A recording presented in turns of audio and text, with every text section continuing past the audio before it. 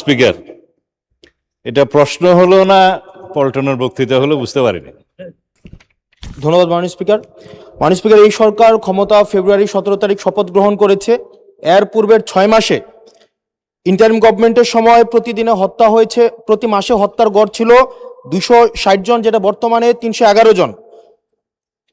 এই সরকার ক্ষমতা গ্রহণের পূর্বের 6 মাসে খুন হয়েছে 1780 জন, যেটা এই সরকারের 6 মাসে খুন হয়েছে 1789 জন।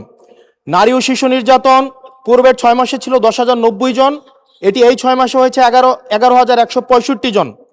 পুলিশের উপরে হামলা হয়েছে 275টি, যেটি এই সরকারের প্রথম 6 মাসে হয়েছে 317টি। গণপিটুনি দিয়ে 2025 সালের পুরা বছরে 166 জনকে হত্যা করা হয়েছে, যেটা এই সরকারের 6 মাসে সেটির সংখ্যা পৌঁছেছে 120 জন। ব্রাহ্মণবাড়িয়াতে কনসার্ট বন্ধ করে দেওয়া হয়েছে, নৌকাবাইচ বন্ধ করে দেওয়া হয়েছে। সেখানে মাননীয় স্বরাষ্ট্রমন্ত্রী বলেছেন যে ব্রাহ্মণবাড়িয়ার একটা কালচারাল একটা জেলা, সেই জেলায় নাকি গান বাজনা সিনেমা নাকি বন্ধের মতোই। আজকে আপনার মাধ্যমে মাননীয় স্বরাষ্ট্রমন্ত্রীর কাছে প্রশ্ন, এই 6 মাসে মাননীয় স্বরাষ্ট্রমন্ত্রী কি law and order situation restore করতে পেরেছে কিনা এবং আইনের শাসন সেটি প্রতিষ্ঠিত করতে উনি পর্যাপ্ত ভূমিকা রাখতে পেরেছে কিনা, নাকি উনি ব্যর্থতায় পর্যবেসিত হয়েছে? মাননীয় স্পিকার। মাননীয় স্বরাষ্ট্রমন্ত্রী। ধন্যবাদ মাননীয় স্পিকার, এটা প্রশ্ন হলো না পল্টনের বক্তৃতা হলো বুঝতে পারিনি। আইন শৃঙ্খলা পরিস্থিতির উন্নয়নে 6 মাসে স্বরাষ্ট্রমন্ত্রী সফল হয়েছে কিনা এটা একটা প্রশ্ন।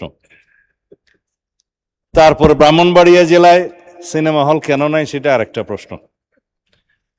কোন খাতে কত হত্যা হয়েছে, জখম হয়েছে ইত্যাদি যে ডাটা দিলেন, সেই ডাটাটা কিসের ভিত্তিতে দিলেন, কি পরিসংখ্যানের ভিত্তিতে দিলেন, সে স্ট্যাটিস্টিক্স বড়টা কি আমি জানি না।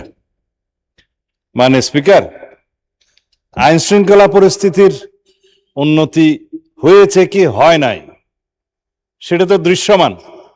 বাংলাদেশে আজ পর্যন্ত বর্তমান সরকার দায়িত্ব নেওয়ার পর থেকে এই মুহূর্ত পর্যন্ত যত হেনিয়াস ক্রাইম হয়েছে, অপরাধ সংগঠিত হয়েছে, 24 ঘন্টা 48 ঘন্টা ক্ষেত্র মতো 7 ঘন্টার ভিতরে অপরাধী গ্রেপ্তার হয়েছে, আইনের আওতায় আনা হয়েছে। এবং সামাজিকভাবে যে কোনো স্পেসিফিক ঘটনা যদি আপনারা বলতে পারেন, সেই স্পেসিফিক ঘটনা আমি 300 বিবৃতি দিতে পারবো।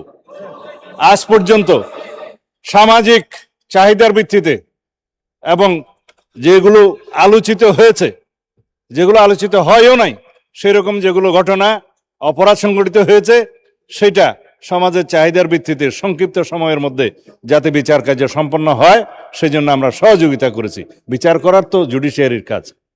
এইভাবে রামিসা থেকে শুরু করে রংপুরের ইদানিং 4টা যে হত্যা হলো সেই পর্যন্ত সমস্ত কিছু দ্রুততম সময়ের মধ্যে এই পুলিশ বাহিনী, আইন শৃঙ্খলা রক্ষাকারী বাহিনী গ্রেফতার করতে সক্ষম হয়েছে এবং আইনের আওতায় নিয়ে এসছে। এখানে কোথায় কি ব্যর্থতা আছে বলতে হবে। মানে স্পিকার, স্পেসিক্যালি ডালাও ভাবে স্বরাষ্ট্রমন্ত্রী ব্যর্থ হয়েছে বা আইন শৃঙ্খলা রক্ষাকারী বাহিনী ব্যর্থ হয়েছে বা এই সরকার আইন শৃঙ্খলা পরিস্থিতি উন্নতি হয় নাই, এগুলো পল্টনের বক্তব্য চলে। এটা সংসদে তথ্যভিত্তিক কথা বলতে হবে। যদি কোনো স্পেসিফিক ঘটনার কথা আপনারা বলেন, সেই ঘটনার প্রেক্ষিতে আমরা 300 বিধিতে বক্তব্য দিতে পারবো মানে স্পিকার। কিন্তু যদি কাগজ নিয়ে বলা হয় এতটা হত্যা হয়েছে, এতটা ঘুম হয়েছে, সেটা তো কিসের স্টেটমেন্ট আমরা জানি না। আমরা গতবারও সংসদে আমরা 300 বিধিতে বক্তব্য দিয়েছি, স্টেটমেন্ট দিয়েছি এবং সংসদের জেনারেল আলোচনার মধ্যেও বলেছি, ডাটা দিয়েছি। তার মধ্যে আমরা প্রত্যেকটা পরিসংখ্যান করে প্রত্যেকটা অপরাধ ভিত্তিক চিত্র আমরা তুলে ধরেছিলাম। তখন কেউ বলতে পারে না মানে স্পিকার।